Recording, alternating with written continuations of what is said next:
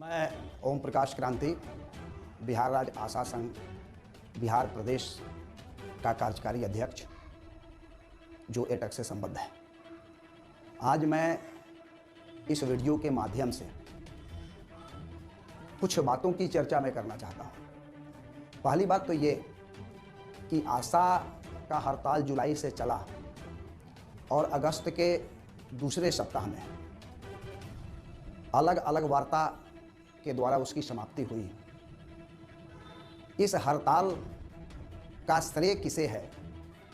और इस हड़ताल के माध्यम से आशा को जो प्राप्ति हुई उसका श्रेय किसे है, इसको बताने में हमारे कई यूट्यूबर्स और कई चैनल के लोग बेचैन दिख रहे हैं। मैं लगातार कई यूट्यूबर्स की बातों को भी सुना, कई चैनल्स की बातों को भी सुना और मुझे इन सारी बातों को सुनकर हंसी आ रही है कि भाई लड़ाई आशा की हुई, जीत आशा की हुई, हार आशा की होगी, लेकिन हमारे कुछ यूट्यूबर्स और कुछ चैनल के भाई इतना बेचैन क्यों हैं यह सिद्ध करने में, ये बताने में कि आशा के आंदोलन का वास्तविक नेता कौन है। कोई शशि देवी को बताने में परेशान है, तो कोई कौशलेंद्र कुमार वर्मा को बताने में परेशान है। कोई कह रहा है कि कौशलेंद्र कुमार वर्मा सिर्फ वैक्सीन कुरियर की लड़ाई लड़े। मुझे इन बातों को चैनल के माध्यम से, यूट्यूब के माध्यम से सुन करके आश्चर्य हो रहा है, हंसी भी आ रही है और अफसोस भी हो रहा है कि आखिर इस लड़ाई का श्रेय किसको है। ये चैनल वालों के कहने से, यूट्यूबर्स लोगों के कहने से नहीं होगा। इस लड़ाई का हीरो कौन रहा, ये तो हमारी आशा और आशा फैसिलिटेटर बहनें तय करेंगी, बताएंगी। ये उनका मामला है। आखिर चैनल वाले लोगों को इतनी बेचैनी क्यों है। हम ये पूछना चाहते हैं कि आज की जो लड़ाई हुई, 2023 में जो लड़ाई हुई, इस लड़ाई का श्रेय किसको दिया जाए, इस लड़ाई का श्रेय किसको मिले, इसके लिए हमारे यूट्यूबर्स और चैनल वाले बेचैन हैं। कोई शशि यादव को हीरो बता करके जश लेना चाहता है, तो कोई कौशलेंद्र कुमार वर्मा को बता करके जश लेना चाहता है, तो कोई कुछ कह रहा है, कोई कुछ कह रहा है। लेकिन मैं कुछ बातों की चर्चा मैं करना चाहता हूँ अपनी आशा बहनों से, फैसिलिटेटर बहनों से और उन यूट्यूबर्स भाइयों से भी मैं कुछ चर्चा करना चाहता हूं। और मैं आज चर्चा इसलिए किया कि मैंने देखा कि कुछ चैनल्स वाले भाई और कुछ यूट्यूबर्स वाले भाई मेरे नाम का भी प्रयोग कर रहे हैं। पिछले दिनों मैंने पटना में एक प्रेस कॉन्फ्रेंस में साफ साफ कहा कि जो 12 अगस्त के डेट में चिट्ठी निकली, उस चिट्ठी का पत्रांक आप देखेंगे, उस चिट्ठी का ईयर आप देखेंगे, तो बात स्पष्ट रूप से लिखा हुआ है कि 72-69 उस चिट्ठी का पत्रांक है और साल की जगह 2022 लिखा हुआ है। मैंने यही सवाल खड़ा किया कि 21 नवंबर 2022 को हमारी आशा और आशा फैसिलिटेटर बहनों का एक विशाल प्रदर्शन पटना के गर्दनी बाग में हुआ और उस आंदोलन का असर रहा कि बिहार का आशा संभाग जो है, राज्य स्वास्थ्य समिति का आशा संभाग जो है, उसने आशा के प्रोत्साहन राशि में, जो कि उस समय प्रोत्साहन राशि था, उसमें बढ़ोतरी करने का प्रस्ताव उसी समय दिया। ये वो चिट्ठी से साफ स्पष्ट हो रहा है जो 72-69 पत्रांक है और 2022 लिखा हुआ है। इसी सवाल को हमने उठाया कि ये पत्र तो 2022 का है और उसी पत्र के आधार पर इस पूरे आंदोलन को दिग्भ्रमित करने का प्रयास तो किया ही गया है, बल्कि आशा संगठनों के बीच एक सोची समझी साजिश के तहत स्वास्थ्य विभाग के नौकरशाहों ने एक दरार भी पैदा करने का काम किया, ये मैंने कहा था। लेकिन मैं उन यूट्यूबर्स भाइयों से कहना चाहता हूं, उन चैनल वाले भाइयों से मैं कहना चाहता हूं कि आप जो आज बेचैन हैं कि इस 2023 के आशा की लड़ाई का श्रेय किसे दिया जाए, मैं आप लोगों से कहना चाहता हूं कि कुछ पुरानी बातों को भी आप जानने की कोशिश करें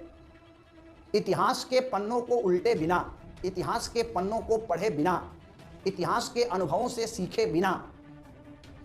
जल्दीबाजी में कुछ कह देना यह अशोभनीय है। आज 2023 के संघर्ष के लिए आप किसी को टोपी पहना सकते हैं, किसी को टोपी पहनाने का प्रयास कर रहे हैं, लेकिन मैं आप भाइयों से कहना चाहता हूं, यूट्यूबर्स भाइयों से और चैनल वाले भाइयों से, कि आप कह रहे हैं कि इस लड़ाई में शशि यादव आगे थी, कौशलेंद्र कुमार वर्मा कहीं नहीं थे, बिहार राज्य आशा संघ एटक नहीं था। मैं आप ही से कहना चाहता हूं कि जरा इतिहास के पन्नों को खंगालिए कि जब बिहार के शहरी क्षेत्र की आशा, जो नगर परिषद, नगर निगम, नगर पंचायत के अंतर्गत काम करती थी, उनको हटाने की चिट्ठी जब निर्गत हुई, उस समय शहरी क्षेत्र की आशा को फिर से काम पर रखवाने के लिए और राज्य स्वास्थ्य समिति ने शहरी क्षेत्र की आशा को हटाने का जो पत्र निर्गत किया था, उसे निरस्त कराने में किसकी भूमिका रही,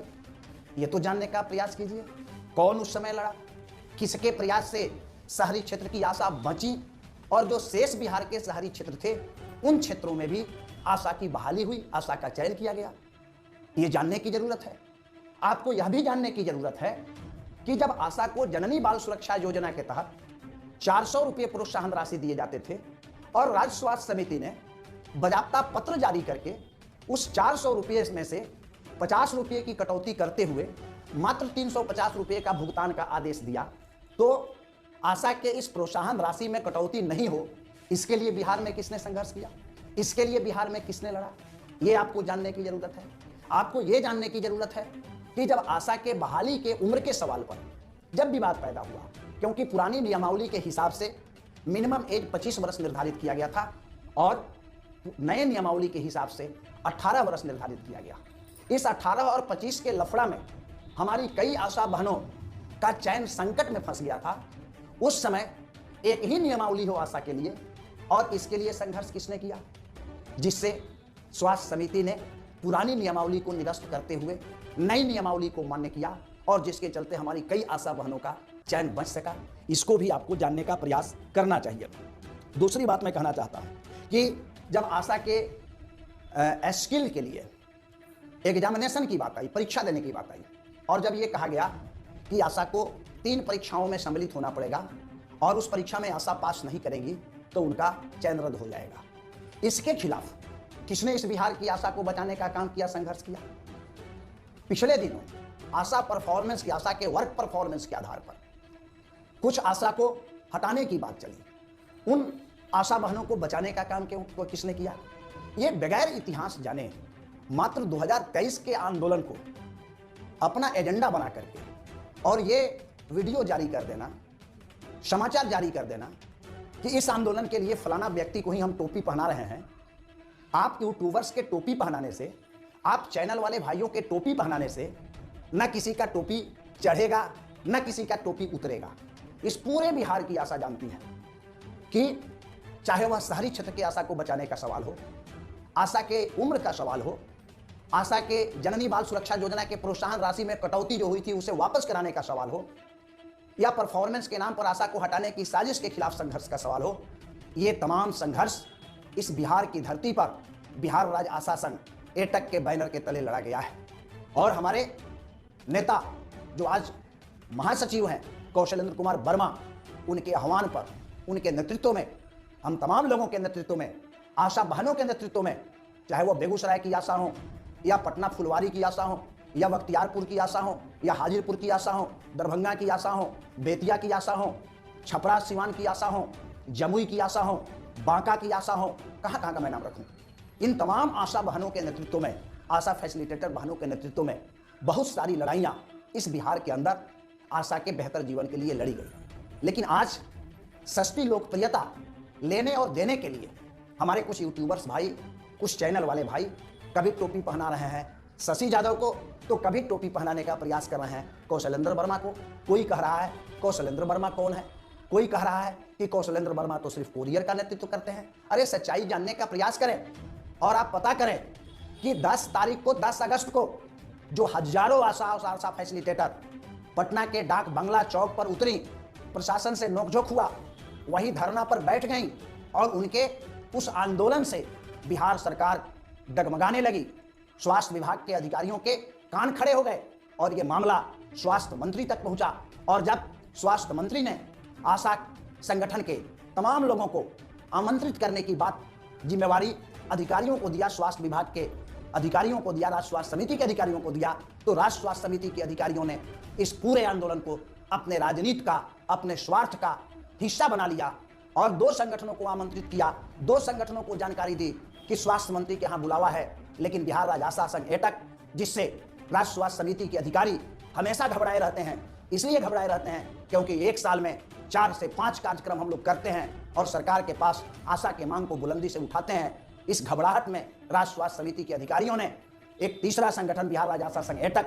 जो लगातार आशा के सवाल पर आंदोलन करता है, उसके प्रतिनिधियों को सूचना नहीं दी जाती है, उसके प्रतिनिधियों को बुलावा नहीं भेजा जाता है। यह एक गहरी साजिश है और इसलिए बिहार राज्य आशा संघ एटक का जब प्रतिनिधिमंडल 14 तारीख को बिहार के स्वास्थ्य मंत्री से मिलता है तो बिहार के स्वास्थ्य मंत्री स्वयं कहते हैं कि हमको तो इसकी जानकारी नहीं थी, हमने तो सबको बुलाने के लिए कहा था।